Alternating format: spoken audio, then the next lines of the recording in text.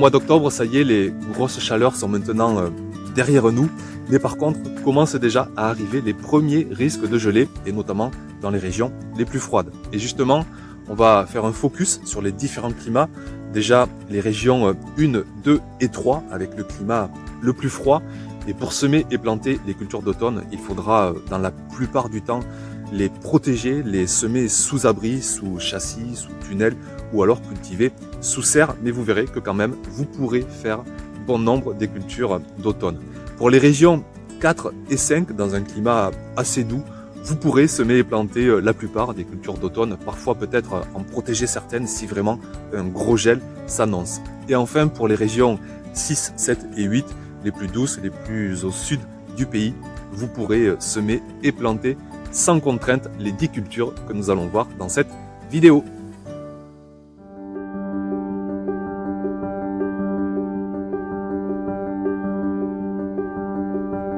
Une culture coup de cœur qui revient ici absolument toutes les saisons. Alors certes, on n'aura pas la productivité que peut amener une culture de tomates par exemple, mais néanmoins, si on consomme les fèves, si on consomme aussi les cosses, toute cette enveloppe bien verte qu'on peut cuisiner par exemple en velouté, un bon velouté de cosses de fèves, on arrive quand même à des très belles quantités de production.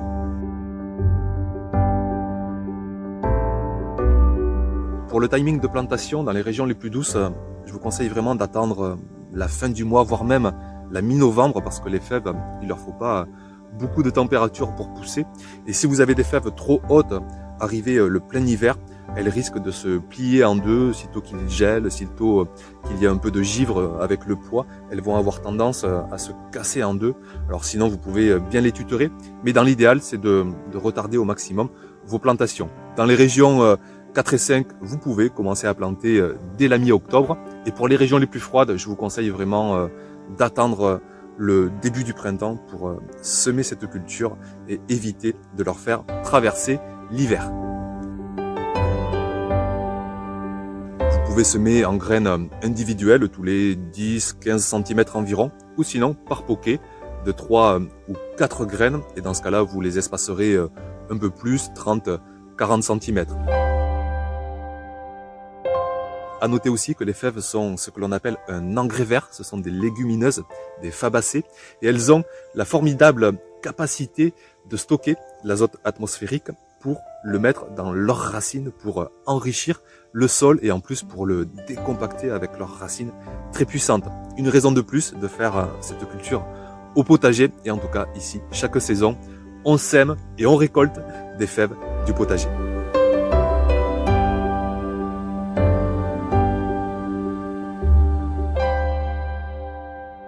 C'est une culture que j'adore faire parce que déjà, elle ne prend pas beaucoup de place et rapidement, vous pouvez avoir une autonomie en ail pour toute l'année.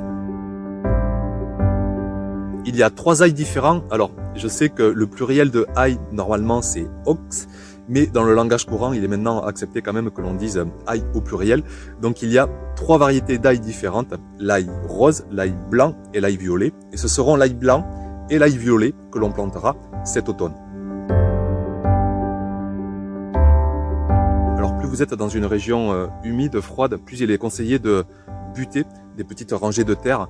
Cela pour 2 raisons. Déjà pour que l'humidité reçue plus facilement et aussi pour planter dans une terre bien meuble. Je pense à mon grand-père qui me disait que les cailleux d'ail, on les enterrait jamais. Il fallait les recouvrir de terre. On fera aussi attention de ne pas trop enfoncer les cailleux, sinon ils risquent de pourrir en plein hiver.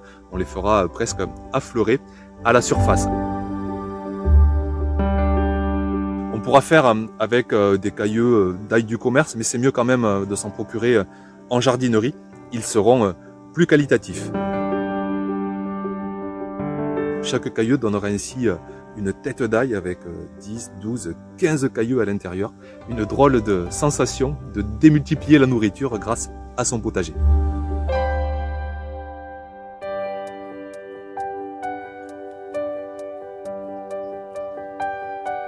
Encore une culture au coup de cœur, vous pouvez oublier carrément les petits pois du commerce qui n'ont absolument rien à voir. Par contre, il faudra quand même un climat assez doux pour les régions 1, 2, 3. Vous pouvez oublier, vous sèmerez qu'au printemps prochain. Pour les autres régions, c'est jouable largement. Par contre, je vous conseille fortement de tutorer votre culture, de mettre des filets, des grillages, des treillis pour les maintenir en hauteur et éviter qu'elles s'affalent au sol. Moi, j'ai fait souvent cette erreur, c'est que pendant l'hiver, si elles s'affalent au sol avec l'humidité, avec le froid, la culture va finir par pourrir.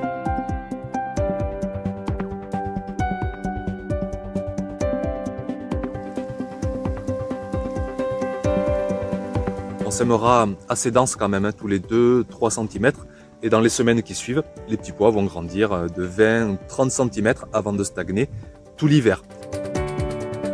On préférera des variétés à pois lisses plutôt qu'à pois ridés. Ce sont des variétés plus résistantes au froid. C'est dans tous les cas spécifié, vous regardez bien, sur les sachets de graines.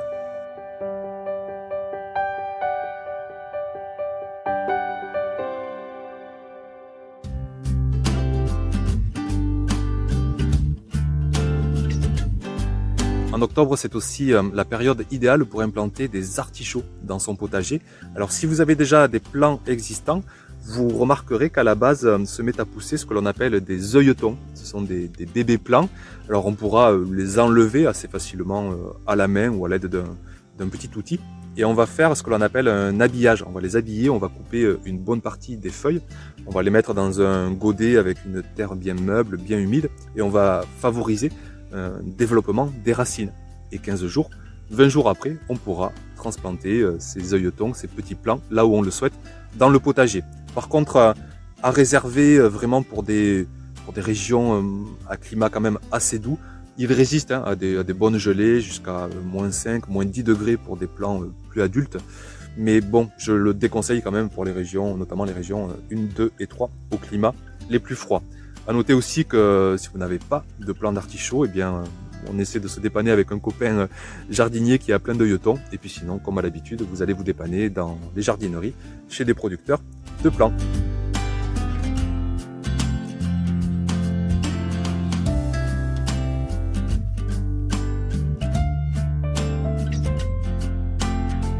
Plutôt un fruit qu'un légume, c'est vrai, mais c'est un fruit qui est présent dans quasiment tous les potagers, alors autant en parler.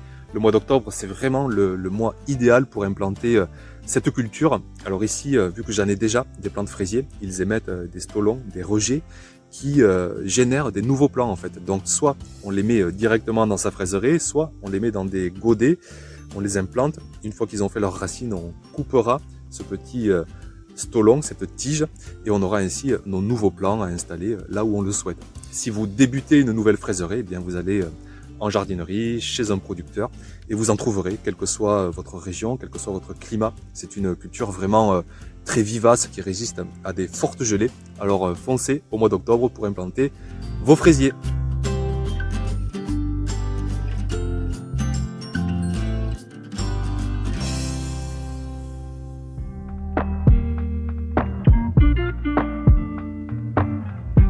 L'échalote, ça fait pas super fun comme ça quand on évoque cette culture. C'est pas forcément celle qu'on va s'empresser d'aller implanter au potager. Et pourtant, tout comme l'ail, c'est quand même une drôle de sensation de démultiplier la nourriture. On va planter une échalote en terre et on va récolter 4 fois la quantité quelques mois plus tard. Et ça, c'est quand même assez génial. Alors là aussi, tout comme l'ail, on pourra planter dans des légères butées, dans une terre bien meuble, et que l'excès éventuel d'humidité puisse s'évacuer facilement. On préférera les variétés d'échalotes grises à semer cet automne, et puis en avant pour une plantation tous les 15 cm environ.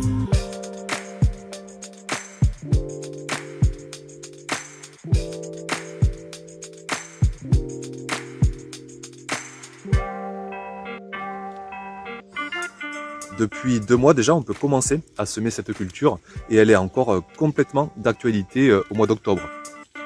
Les épinards adorent une température autour des 15 degrés, alors autant vous dire que ce mois d'octobre lui va comme un gant. Par contre, attention, elle arrivera à maturité que vers fin novembre, voire le mois de décembre. Donc dans les régions les plus froides, je vous conseille de semer sous abri, que ce soit un châssis, un petit tunnel nantais ou bien une serre. Attention aussi aux limaces, ici j'ai des semis qui se font dévorés par ces petits gastéropodes. Alors je vous mets un lien d'ailleurs sur la vidéo que j'ai fait il n'y a pas longtemps pour vous donner quelques pistes pour essayer de cohabiter au mieux avec ce petit ravageur de semis d'épinards.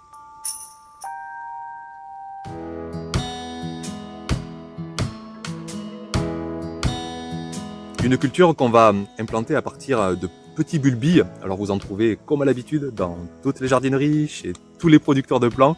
Et le prix n'a rien à voir avec le prix des oignons. Là pour 3 ou 4 euros, vous n'en avez pas 5 ou 6. Vous avez une bonne centaine de petits bulbilles. Que ce soit les rouges, les blancs, les jaunes, vous pourrez les implanter, surtout pour les régions douces. Là aussi, pour les régions les plus froides, les régions 1, 2 et 3, on préférera attendre le printemps prochain parce que vous avez de trop gros risques que ça pourrisse, que ça prenne trop de gel pendant cet hiver. À noter tout de même que de planter des bulbilles en automne, on peut avoir parfois le printemps prochain une montée en graines des tiges trop précoce et au détriment du grossissement des oignons. Ça m'est parfois arrivé et c'est vrai que ça arrive moins souvent quand on plante au printemps. Mais de planter au printemps, on a des récoltes plus tardives. Donc vous voyez, c'est à vous de voir, de peser tous ces compromis. Ici, ce que je fais, eh bien tout simplement, je répartis mes plantations, une partie à l'automne et une partie au printemps. En tout cas, ils sont vraiment magnifiques.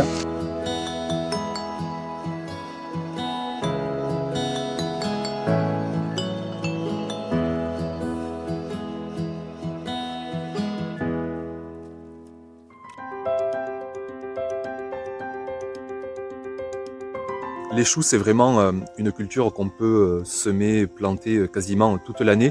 Alors là aussi, on va s'adapter selon les climats. Ils n'aiment pas du tout la chaleur. Alors dans le sud, on va éviter l'été. Et au contraire, dans le nord, vu que forcément, ils n'aimeront pas non plus un immense froid, on se concentrera dans le nord aux alentours de l'été. Alors là, au mois d'octobre, on va pouvoir essentiellement semer, planter les variétés vraiment d'hiver qui aiment passer l'hiver. Je pense au chou de Milan, le chou frisé, je pense au chou de Bruxelles aussi qui adorent passer l'hiver, ils en sont que meilleurs.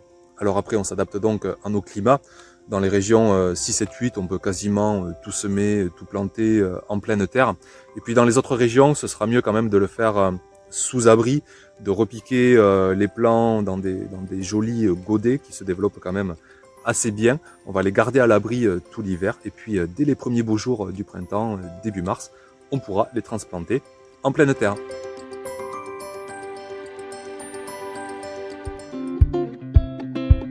Je finis avec une culture qui n'est pas un légume mais qui est plutôt une céréale. Ce sont les engrais verts. Alors les engrais verts, ils ne vont pas forcément nourrir le jardinier, ils vont plutôt nourrir le sol. Alors pourquoi pas choisir un mélange de chacune d'entre elles pour bénéficier de tous les avantages. Vous pouvez faire par exemple de l'avoine, du trèfle, de la féverole, une légumineuse. Chacun va jouer un rôle bénéfique pour votre sol. On peut les semer au mois d'octobre, ils résistent à des petites gelées, ils n'ont pas besoin de beaucoup de chaleur pour bien lever. Et ensuite au printemps prochain, on pourra les faucher et les mettre directement en paillage au potager. Voilà pour les 10 cultures à implanter ce mois d'octobre. On aurait même pu en trouver d'autres, quitte à les protéger sous des petits châssis, des petits tunnels dans les régions les plus froides. Je pense à tous les radis, toutes les salades, la roquette, la mâche, des cultures qui étaient déjà d'actualité les mois précédents, mais qu'on peut toujours semer ce mois d'octobre. Je vous donne rendez-vous pour cette série de 10 cultures à planter mois par mois au mois de février. On va laisser passer l'hiver où il se passe pas beaucoup de choses. Et puis pour les abonnés de la chaîne, je vous donne rendez-vous dans 15 jours pour la prochaine vidéo. Ciao ciao!